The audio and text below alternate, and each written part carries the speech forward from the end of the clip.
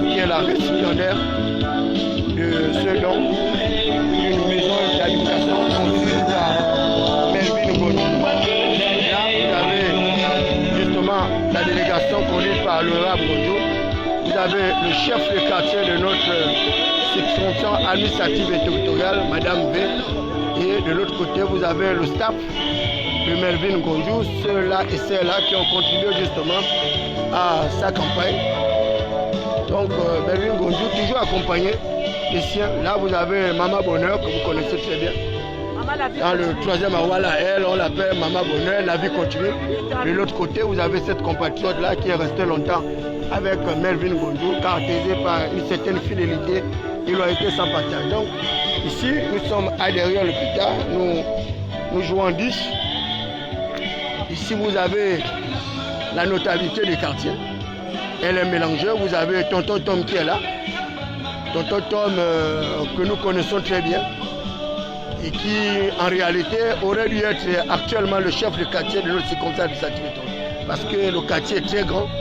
Le quartier est très grand, mais pour le moment, il y a une chefferie que vous avez vu, Madame V, que j'ai montré, mais de notre côté ici également, il y a ce problème-là qui se pose avec beaucoup d'acuité. Il serait souhaitable que les pouvoirs publics puissent également tenir compte. Ici, vous avez également un jeune acteur politique étatique qui a grandi également dans notre quartier. Là-bas, vous avez Mac Bolan. Mac Bolan, tout le monde le connaît. Et d'ailleurs, il est à l'Assemblée nationale. C'est quelqu'un qui a mené beaucoup de batailles d'affirmation des minorités marginales au sein de notre quartier. Là, vous avez notre très cher grand frère, toujours présent. Ici, lui, c'est quelqu'un que vous connaissez très bien. Vraiment, quelqu'un qui s'est affirmé par son leadership dans le 3e arrondissement. Il a été de toutes les batailles. Il n'a jamais capitulé. Il est resté serein dans sa poursuite, conquête justement de quoi. Donc là, vous avez quelques membres de notre quartier.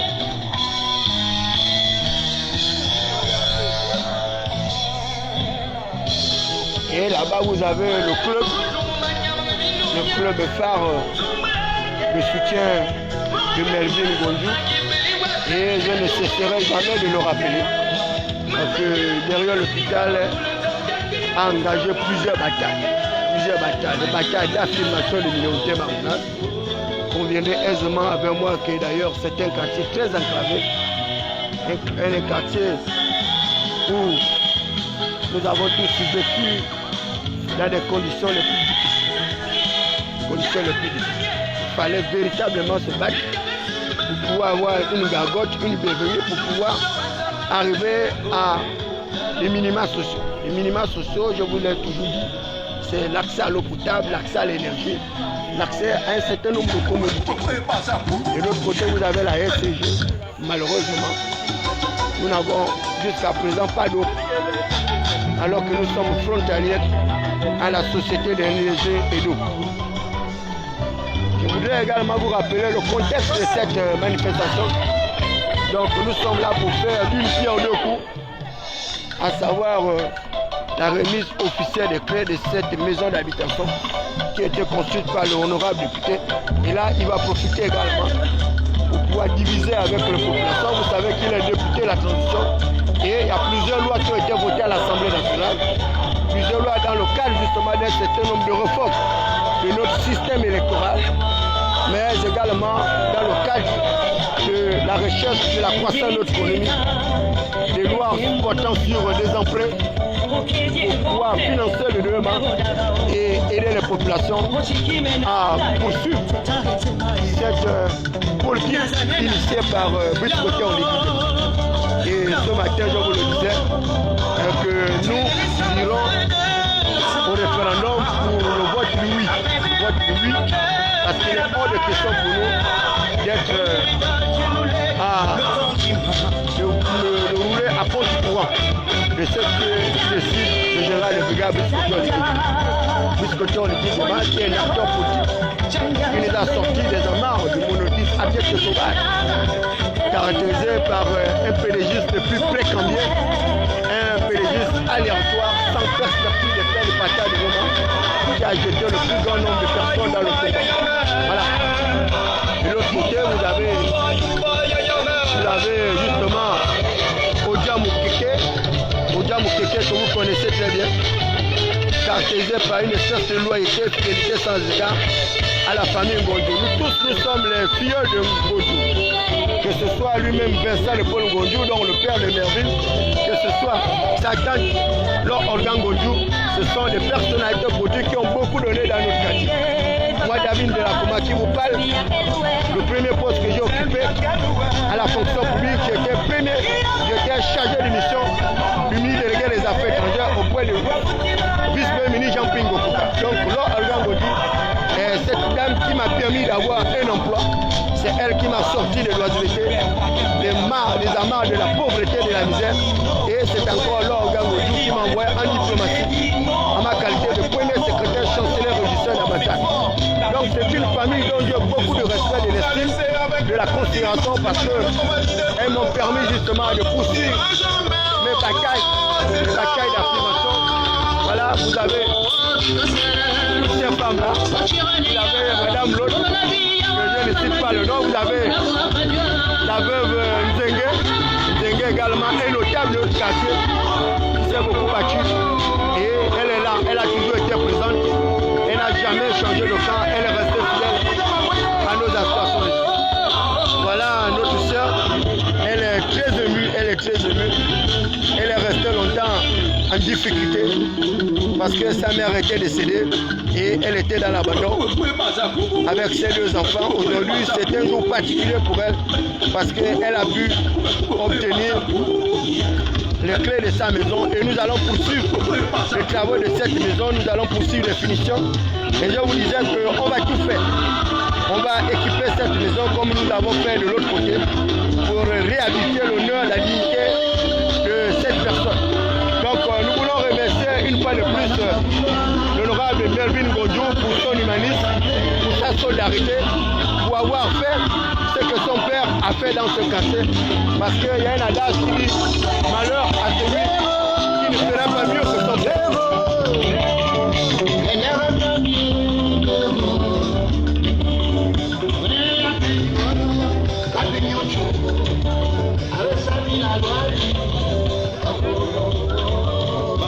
Maman Bonheur, la vie continue. Comment ça va? Comment vous appréciez l'acte posé par votre fils Mervyn Ngonjou que vous avez vu grandir? On n'a jamais même vu ça ici. Ouais. On a vu une première de fois. Ouais. C'est magnifique. C'est magnifique. Maman Bonheur, vous avez toujours été un soutien du chef de l'État. Là, vous avez votre fils, Brice Cotter Oligui Nguema, qui est président de la République, président de la transition. Comment vous appréciez ce personnage-là? C'est magnifique. C'est un garçon, on ne sait pas de quoi nous manque.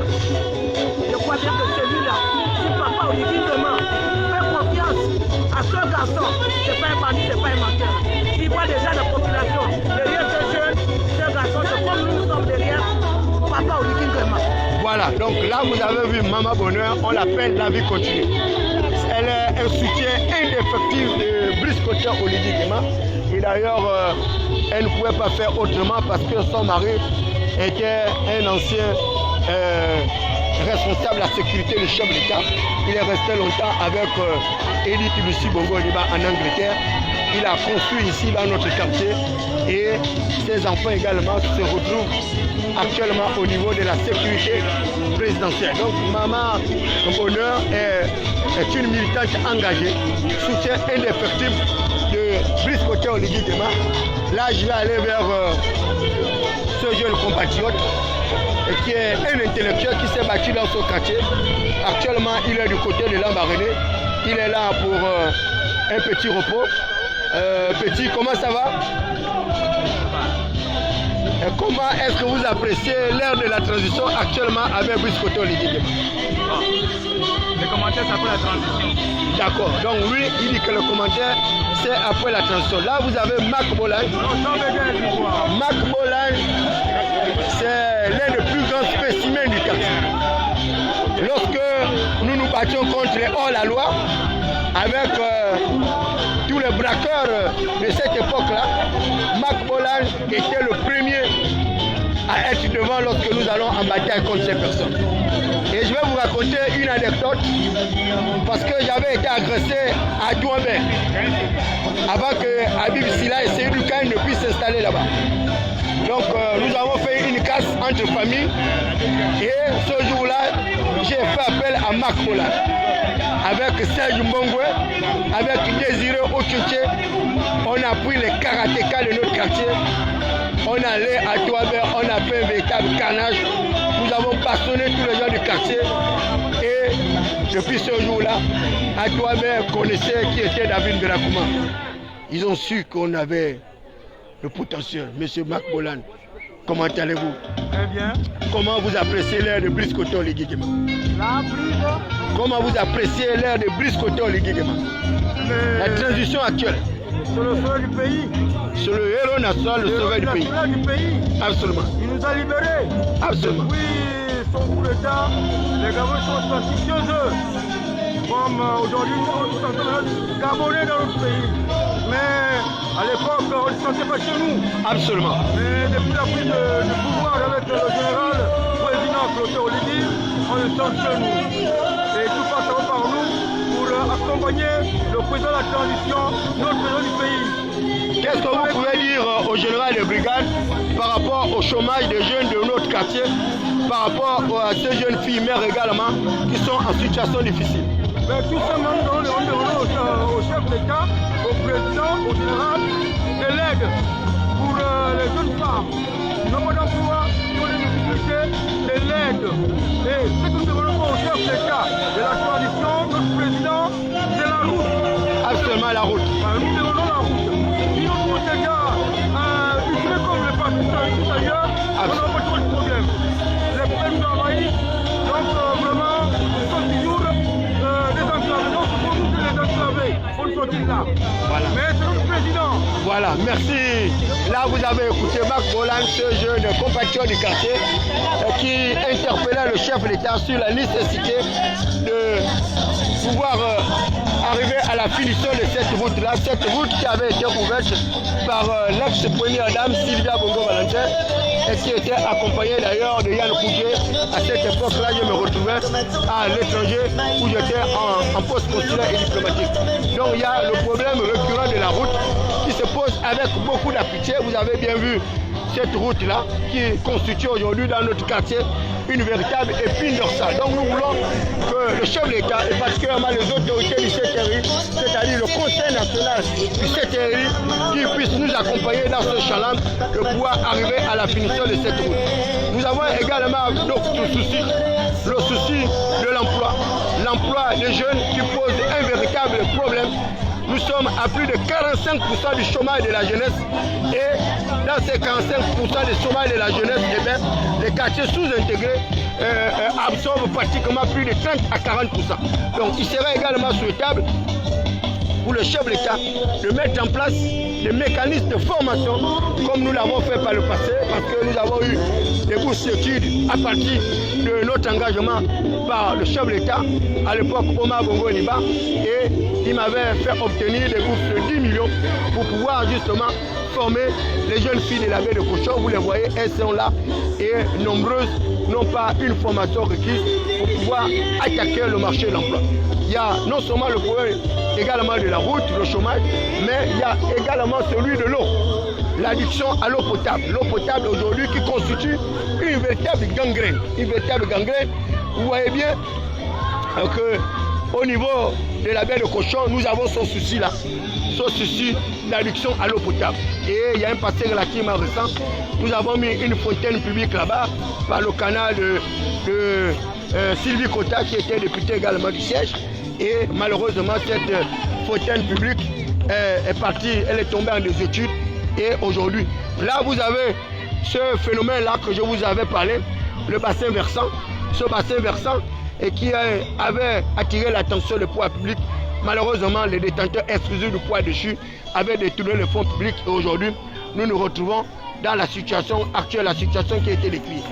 Je terminerai ce direct en rappelant aux uns aux autres que nous avons fait une étude ici sur le déguerpissement des populations à l'époque avec le ministre gambien et Blaise Ouada. Et moi, David Belakoma, j'avais été commis pour cette mission d'identification pour le déguerpissement des populations dans le cadre d'un vaste projet justement d'aménagement de ce quartier. Malheureusement, il y a des zones qui ont été dédommagées et le pouvoir public n'ont pas pu aller au bout de leurs responsabilités. Il s'agissait pour les populations de derrière l'hôpital de quitter cet endroit pour pouvoir aller être dans des zones de relogement. Les zones de relogement, c'était particulièrement Bikele et autres zones de relogement. Malheureusement, l'État n'a pas respecté son engagement et l'argent public a été dépensé comme ça. Tout ce que nous avons fait comme démarche, malheureusement, toutes ces démarches-là n'ont pas fleuri. Et aujourd'hui, vous voyez bien toutes ces hautes bâtisses qui ont été conçues par nos compatriotes expatriés. Et je le disais déjà que ici, tous ces immeubles-là n'existaient pas lorsque nous avons fait le recensement de toutes les maisons parce qu'il s'agissait de déguerpir les populations de ce quartier pour les reloger ailleurs dans les Bikele. Et je voudrais attirer l'attention du chef de l'État sur la nécessité pour lui de se rendre dans la zone de Bikele où il y a plusieurs milliers de maisons qui ont été conçues là-bas par Ali Bongo Liba. Il y a le principe de la continuité de l'État, le principe de la continuité du service public. Il s'agit de faire en sorte que toutes ces maisons d'habitation puissent être achevées et rétrocédées aux ayants droit. La prospérité partagée consiste en une justice rétributive, une justice distributive qui puisse faire en sorte que même le Gabonais le plus lambda, le Gabonais le plus malheureux puisse également jouir du produit intérieur brut de notre pays, jouir du PNB par habitant de notre pays, jouir justement des opportunités de notre pays. Là, vous avez de l'autre côté là-bas la Société d'énergie et d'eau du Gabon, et cette entreprise querelleuse en situation de monopole, mais qui malheureusement n'arrive pas à respecter ses engagements. Cette Société nationale de l'électricité incapable d'arriver à donner les populations le minimum social, c'est-à-dire l'accès à l'eau potable. Imaginez un seul instant que nous sommes frontaliers à la SCG et cela fait pratiquement 7 à 10 ans où nous n'avons pas d'eau, nous n'avons pas de compteurs. Et c'est une situation que nous devons dénoncer et décrier. Je voudrais donc attirer l'attention du chef de l'État, Brice Côté Olivier Guéman, sur la nécessité de mettre fin au monopole de la SCG, de créer ce qu'on appelle en économie les oligopoles, c'est-à-dire mettre la SCG en situation de compétitivité pour que la SCG puisse comprendre qu'à elle seule, elle ne pourra pas couvrir tous les besoins existentiels des populations dans le grand Libreville, mais également dans l'arrière-pays. Il s'agit également d'accélérer le processus de forage pour permettre aux populations d'avoir accès à l'eau potable. Au plan de l'énergie, il s'agit également d'inventorier les nouvelles technologies à travers plusieurs innovations, c'est-à-dire avoir des panneaux solaires pour électrifier nos quartiers, nos villes et villages, comme l'a fait d'ailleurs mon père Émile Ndumba du côté du Bunji, comme l'a fait mon père qui vient de décéder, le général Mengomatom, que je salue au passage l'ensemble de ses fils et souhaiter justement mes sincères condoléances à Didier Mengon, à Bob Mengon et à l'ensemble de toute sa famille. Vous avez également la possibilité d'avoir l'énergie solaire. L'énergie solaire aujourd'hui est la plus prisée parce que nous avons le soleil, nous sommes sous l'équateur, donc nous n'avons même pas besoin de nous battre. Voilà autant d'opportunités que nous avons. Nous avons également l'énergie par le fait de la biomasse. Je l'ai vu au niveau du Ghana, j'ai vu au Nigeria, on transforme la poubelle en énergie électrique. Mais les Gabonais parlent de l'émergence vraiment avec beaucoup, je ne sais même pas comment les qualifier. L'émergence est le développement de nouvelles technologies. L'émergence, c'est l'accumulation justement des innovations. L'émergence, c'est la transformation de technologies pour permettre aux populations d'avoir accès à des objectifs de développement durable, d'avoir accès à... C'est quand même incroyable. Donc voilà, les gens, ils ont des poubelles qui ne leur servent à rien. Ils ne sont même pas capables d'enlever ces poubelles. Alors que la poubelle, on la transforme en énergie électrique. Le copeau, les résidus du bois, j'ai vu au Ghana, on transforme le copeau en énergie électrique. Donc le Gabon a toutes les opportunités pour pouvoir arriver à une baisse substantielle de notre taux d'endettement qui suffisent tout simplement d'exploiter les opportunités qui sont les nôtres. Nous avons un fond marin de plus de 600, je ne sais pas combien de kilomètres. Et on n'est pas capable d'avoir 1 kilo de poisson à de moindres coûts, mais nous avons tout de même des firmes multi-internationales qui arrivent à bénéficier de notre propre espace halieutique. Elles arrivent à bénéficier de notre espace forestier et les Gabonais continuent à vivre dans la misère, dans la pauvreté, dans la prévarication. Et c'est une situation inconfortable et nous voulons une fois de plus encourager le héros national, Brice Clotaire Oligui Nguema, pour sa dextérité, pour sa détermination, pour son courage, pour nous avoir débarrassé des amarres du monolithisme abject sauvage que nous avons rejeté, c'est-à-dire le système Bongo PDG. Et vous pouvez également scander la même chanson que moi, la même chanson que ces femmes de Makoukou, de Mwabi, de Kambo Chibanga, de Ndangi chez moi, qui disaient Nzembi Bouboué, oh, Yorani Nzembi Bouboué, oh, Yorani Nzembi Bouboué, oh, Yorani Nzembi Bouboué, chassons le PDG, Nzembi Bouboué, oh, Yorani Nzembi Bouboué, oh, Yorani Nzembi Bouboué, oh. Chassons le PDG. Il s'agit justement de chasser ces avatars politiques, ces oripeaux politiques qui n'ont pas compris que la démocratie est le meilleur système de gouvernance politique étatique. C'est la démocratie qui vous permet d'être en saine compétitivité électorale. C'est la démocratie qui vous permet de développer vos capacités intelligibles, telles que les capacités ingénieuses de David Mbelakouma, pour que vous puissiez affronter les véritables géants, les véritables titans, et pour que vous puissiez bénéficier justement de la plus-value de notre système politique étatique. Je voudrais remercier enfin mon bienfaiteur Brice Clotaire Oligui Nguema. Brice Clotaire Oligui Nguema, cet acteur politique dont j'ai beaucoup de considération, parce que pour m'avoir récupéré depuis la baie de Cochon, pour avoir passé 4 heures de temps avec Brice Clotaire Oligui Nguema en train de prendre un petit déjeuner, ce n'est pas donné à tout le monde. Donc moi, David Mbelakouma, je suis un privilégié du système, je suis un privilégié du pouvoir, donc je ne peux pas aller à l'encontre de la volonté de Brice Clotaire Oligui Nguema, mais bien au contraire. J'irai justement en bataille avec mon bienfaiteur Brice Clotaire Oligui Nguema, d'ailleurs qui m'a acheté un véhicule quand bien même plusieurs de ses collaborateurs m'ont roulé dans la farine pour m'avoir pas équipé, alors que j'ai mes QG que le chef d'État avait demandé, avait exigé qu'il puisse être équipé. Je voudrais donc profiter de cette tribune pour une fois de plus dire au chef d'État que je n'ai pas pu recevoir les équipements dont je devais recevoir par rapport à mes 3 quartiers généraux. Ces collaborateurs ne m'ont pas acheté un seul clopin, ils ne m'ont pas acheté une chaise, une tente, rien du tout. Alors que nous allons droit vers le référendum, nous allons droit vers les préparatifs de l'élection présidentielle d'août 2025. Et moi, David Mbelakouma, en tant que prévisionniste électoraliste, en tant qu'évaluateur des politiques publiques, je voudrais une fois de plus attirer l'attention du chef de l'État sur la nécessité pour moi, David Mbelakouma, d'avoir tous ces équipements, parce qu'un chef d'État ne saurait être passé pour un menteur, encore moins pour un prestigitateur. Excellent M. Brice Clotaire Oligui Nguema, même le véhicule que vous avez dit qu'on puisse me donner pour aller sur le terrain, pour parcourir les villes, ces villages, pour parcourir les forteresses, les monts fortifiés. Ces gens-là m'ont donné une petite starlette qui ne me permet pas de pouvoir aller à Mekambo, à Chibanga, pour pouvoir aller justement à Makoukou, me battre avec le héros national qui constitue une véritable épine dorsale pour nous, parce qu'il en face de lui des interlocuteurs, des gens qui n'arrivent pas à aller sur le terrain. Moi, j'ai choisi le terrain c'est ma vie.